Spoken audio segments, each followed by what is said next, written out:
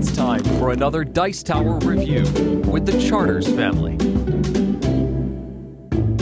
Hi, my name is Rich Charters. And I'm Jenny Charters. And today we're going to talk a little bit about a game called Plants vs. Zombies. Yep, Risk, Plants vs. Zombies.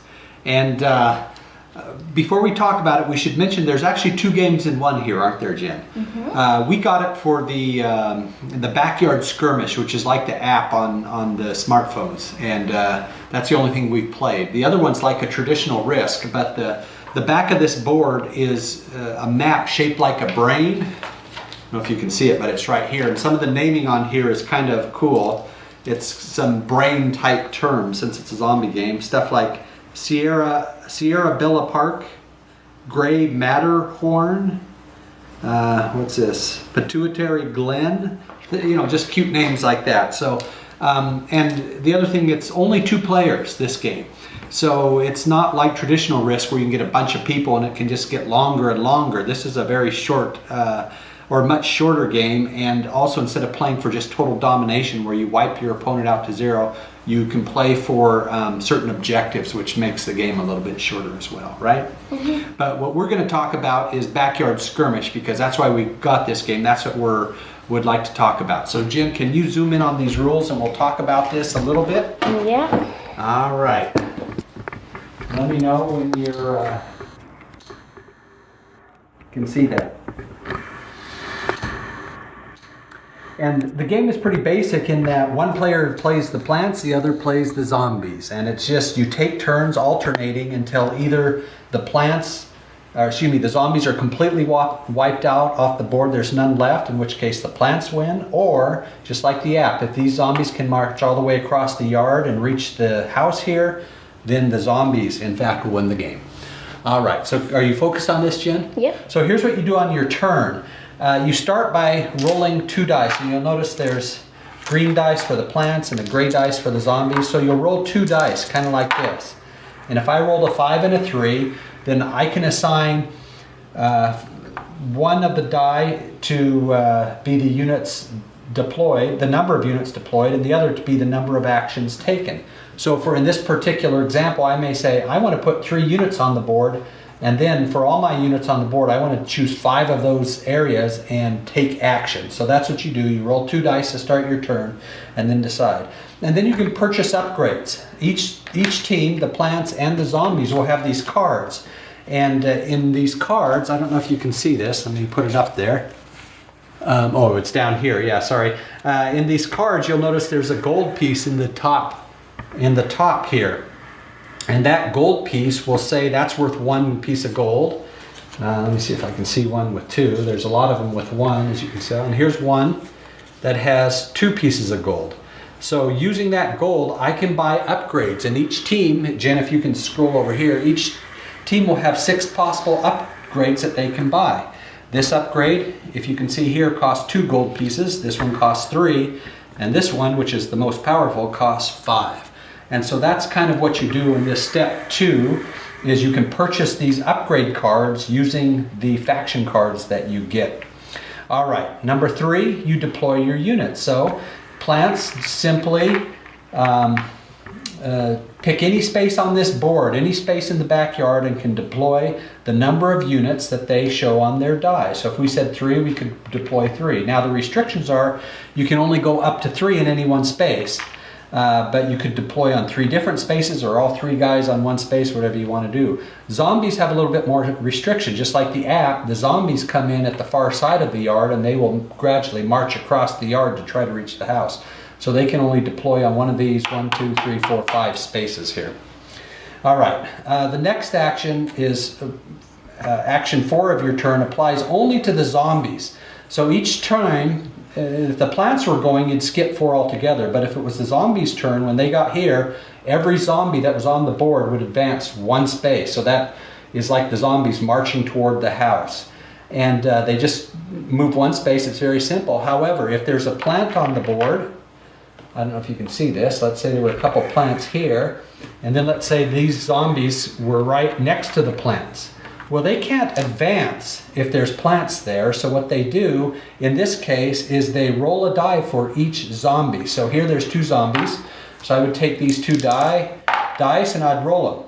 And if you get a 4 or 5 or a 6, you destroy a plant. So with these two, with that roll there, 2 4s, I would in fact remove these guys from the game and they'd be gone forever. And the next turn, these zombies could just continue to march down the board. So that's how it works. But if I had rolled a 1 and a 3, for instance, that would of course be 2 misses and both plants would remain and the zombies would have to try the next turn to do that.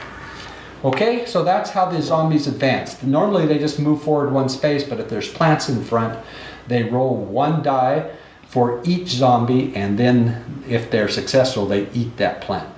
Okay, the 5th thing you do on your turn is you take action. So remember we said if you rolled a 3 and a 5, you may say, okay, I'm going to deploy 3 units. You do that first, and then when you get down here, you say, I'm going to take 5 actions. And if you're zombies, you have 2 possible actions. Move. So in addition to this step 4, the auto move that happens every turn, you can also take some of those units, depending on which die you select, and you can move that many groups of zombies forward 1 space. And in fact, there is an upgrade here called Flag Zombie, and if you buy this upgrade, which costs 4 coins, you can in fact move 2. So this is probably a pretty good upgrade to get. It accelerates how fast you can move your zombies towards the house. The other thing you can do, if you're next to these guys, you can attack per the normal risk rule. So remember we said if you're trying to move and you're next to plants, you just roll dice and they don't get any kind of defense. If you're 4 or above, you just destroy 1. However, if you're now not in the move phase, but in the action phase, you have to say, okay, I'm going to attack for my action because I don't have any good zombies to move. So then I would roll 2 here, and I'd say 6 and 2, and then the plants would say, all right, they've attacked us, we have to try to defend, and they can roll some die to defend, and they would roll and say, okay, 3 and 1, they would lose both, and both these plants would be destroyed. Same as risk, same rules as risk battle. All right, so that's what, on their actions, that's what the zombies do. Now the plants do a little bit different. They have something called a ranged attack. Similar to the app, they can shoot all the way across the map.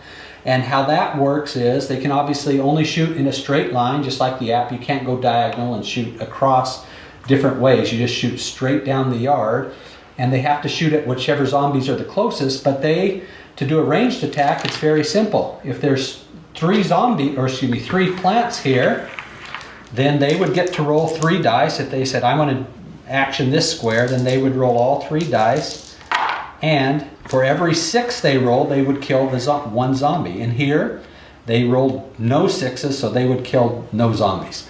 There's one thing important to note though, that is there's an improvement called the Gatling Pea, and that costs 4 gold coins as well. And with that, it's a very powerful improvement because you hit on a ranged attack on both a 5 and a 6. Rather than just a 6. So you double your chances of hitting once you get the Gatling Pea. So those are the actions that you take. And then the final thing you do, whether you're a plant or a zombie, is you draw 1 of your faction cards so that you can buy improvements later. And so that's how the game works. It's pretty straightforward. I think it's pretty self-explanatory. Okay, so Jen, what are your thoughts about Plants vs. Zombies Risk? Well, let me come on over here. I really like this game. I think it's a fun 2-player game, especially for younger kids, from ages 10 to 12-ish, I guess you could say, I think is the best age range, because, they already, most likely they know the app already, so it's easier to relate to and stuff, and it only involves a little bit of strategy, and it has a nice easy to read here, so you always know what to do. And personally, I think the Plants is probably a little bit easier to play, but it's still fun. Yeah, I think it's the Plants tend to dominate, don't they, because of that ranged attack. If you get the Gatling Pea, you can just wipe out the zombies before they get too close, in our experience. And so this is this board you can see, or I don't know if you can see or not, but it's a little bit warped. I think the card quality is a little subpar, not the greatest cards I've ever seen in a game. But these little figurines are awesome, and there's these ones we were playing with, and then there's also a counter with 3, and they're very nice little figurines. I think the gameplay is okay. I think probably the Risk side might be a little bit more engaging. This is pretty straightforward, and you just kind of play out to see what happens, but there's not a ton of strategy. You can try to, like I tried to dominate one thing and got shut down pretty good, and then I tried to spread it out a little, got shut down again, but Jen's just likes to dominate with the plants. So, okay, well, Jen, what would you rate this game if you had to give it a rating? I would probably rate this game 3, most likely a 3. Yeah, and I think I'd give it 2.5 stars out of 5. I think it's a fun game, and it's great that it's 2 games in one, and the plastic figures are great. And if you haven't played Risk, it would be definitely probably the way to go than the regular Risk, because it's quicker and it's a little more straightforward. So those are my thoughts. Yep. So that's Risk, Plants vs. Zombies. Thanks so much for watching the Dice Tower videos. Find more great videos and reviews, as well as our top-rated audio podcast at Dicetower.com. You can also find other great shows at Dicetowernetwork.com. I'm Eric Summerer, and you've been watching The Dice Tower. The Dice Tower is sponsored by Cool Stuff Inc., where you can find great games for great prices. Cool stuff in stock. Check them out at CoolStuffInc.com. Do, do.